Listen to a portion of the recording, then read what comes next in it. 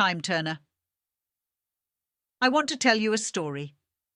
Once upon a time, in a small, quiet town nestled among rolling hills, there stood an unassuming antique shop. Its sign, weathered and worn, read Harper's Antiques. The proprietor, an elderly man named Samuel Harper, was known for his eccentric collection of curiosities, each with a story to tell. One cold winter's day, as snowflakes danced through the air, a young woman named Harper entered the shop.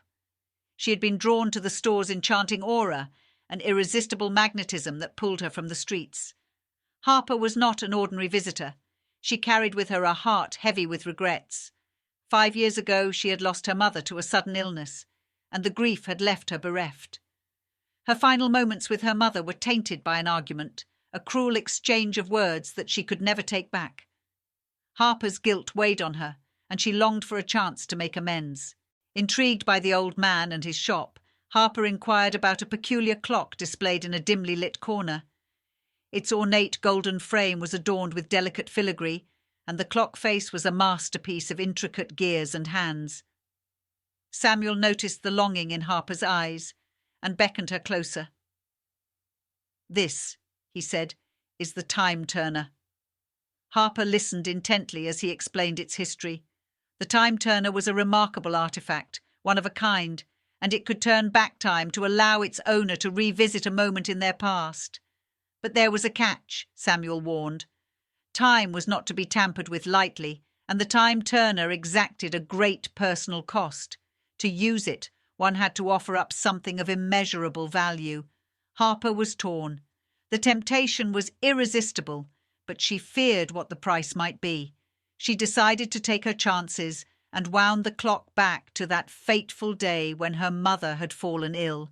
With a twist of the ornate knob, the Time Turner came to life.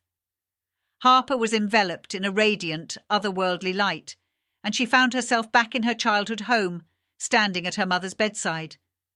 Her mother's eyes, once clouded with pain, now held a spark of recognition.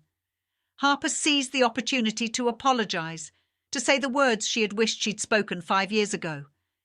Tears filled her mother's eyes, and she whispered, "I forgive you, my dear." It was a moment of pure, unburdened love.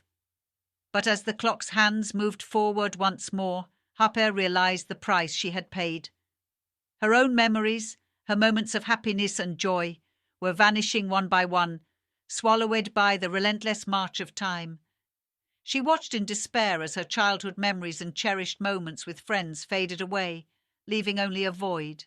In the end, Harper returned to the antique shop, tears streaming down her face.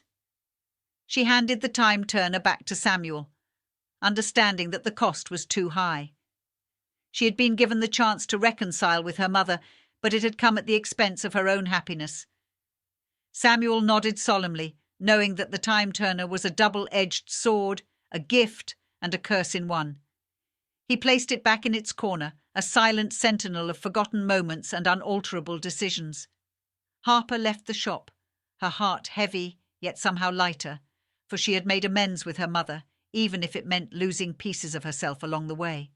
She understood that some things in life were not meant to be changed, and that true healing came from moving forward, not turning back the hands of time.